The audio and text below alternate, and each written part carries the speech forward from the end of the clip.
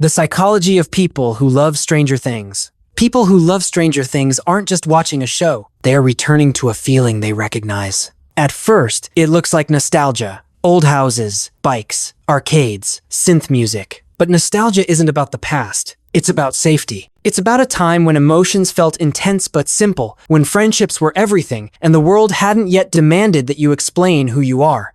The people who connect deeply with this show often share one quiet trait. They've always felt slightly out of place. Not rejected, not excluded, just different enough to notice things others ignore. Most of the main characters in Stranger Things don't fit the standard definition of cool. They're awkward, emotional, obsessed with ideas. And instead of punishing them for that, the story rewards them. It tells them, your sensitivity isn't a weakness, it's perception. Psychologically, the upside down represents the hidden emotional layer of life. The fears you don't say out loud. The sadness you push down. The anger you pretend isn't there. People who love this show are often people who sense that layer in real life too.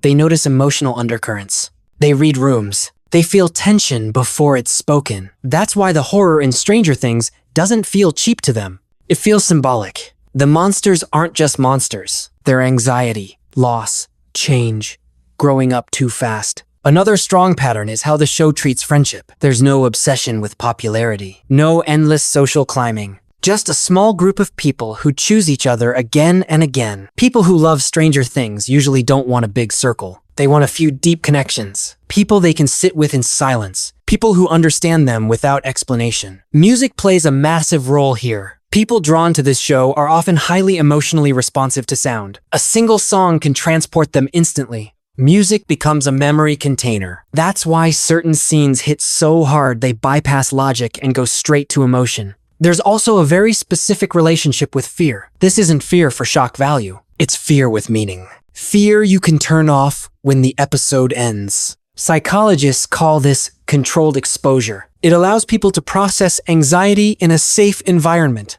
For sensitive minds, this kind of storytelling is regulating, not overwhelming. The adults in the show matter too. Broken, tired, imperfect, yet still trying. People who love Stranger Things don't romanticize perfection. They respect resilience. They understand that growing up isn't about becoming fearless. It's about learning how to be scared and keep going anyway. And then there's escapism, but not the shallow kind. This isn't about ignoring real life. It's about stepping into a world where emotions are taken seriously, where being different is useful, where loyalty matters more than status. If Stranger Things feels comforting to you, it's likely because you live more in your inner world than the outer one. You notice patterns. You feel deeply. You remember intensely. You don't want chaos. You want meaning inside chaos. And that's why this show doesn't just entertain you, it understands you. There's also something important about time in Stranger Things. The story slows things down.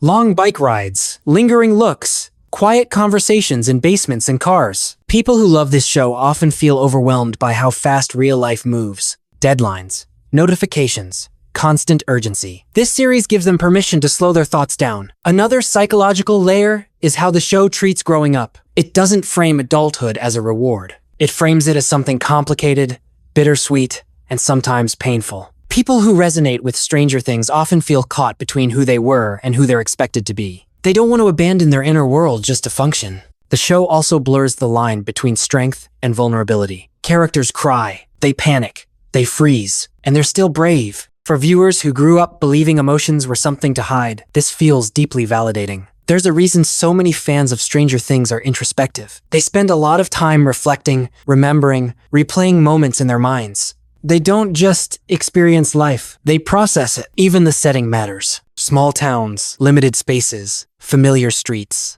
People who love this show often feel safest in environments that are emotionally predictable. Not boring, just understandable. They don't crave endless novelty. They crave depth within the familiar. And finally, there's the theme of chosen family. The idea that connection isn't about blood or status, but about shared experience. People who love Stranger Things tend to form bonds slowly, but intensely. When they let someone in, it's real. So if this show stays with you long after the credits roll, if certain scenes feel strangely personal, if the music, the silence, and the darkness feel comforting instead of threatening, that says something important about you. It means you're not afraid of complexity. You're not afraid of feeling deeply. And you're not afraid to sit with the parts of life most people rush past. For you, stories aren't just entertainment.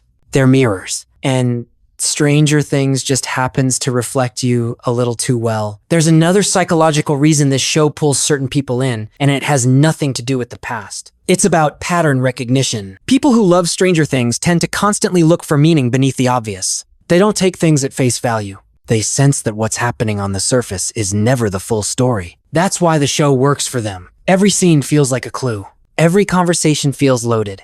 Their minds stay engaged, quietly connecting dots. Another overlooked trait is how the show treats authority. Institutions fail, systems hesitate, adults dismiss early warnings.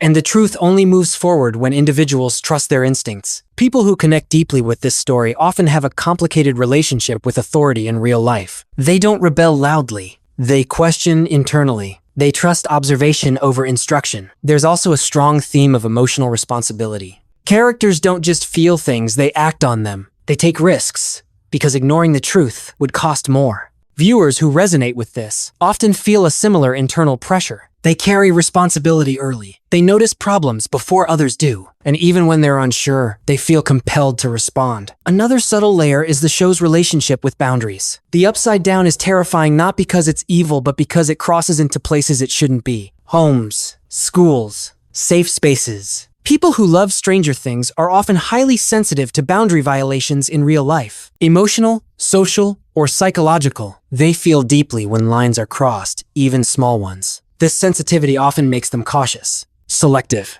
very aware of who they let close. The show also speaks to people who understand that danger doesn't always announce itself. Sometimes it arrives quietly, disguised as normal. That's why suspense matters more than action here. The tension lives in anticipation, and people who enjoy that tension are usually thinkers before they are reactors. There's also a deep identification with shared burden. No single character carries the truth alone for long. The weight is distributed. People who love this show often crave that kind of emotional distribution in real life. They don't want to be rescued. They want to be understood. And finally, there's one of the most important reasons this show connects so strongly. It treats perception as power. The characters who notice first, who sense something is wrong before there's proof, are never portrayed as weak. They're portrayed as essential. If Stranger Things resonates with you, it may be because you're someone who trusts your inner signals even when they're hard to explain. Someone who feels first, understands later, and acts quietly. So now I want to know. How do you feel about Stranger Things? Does it feel like pure entertainment, or does it hit something deeper you can't fully put into words?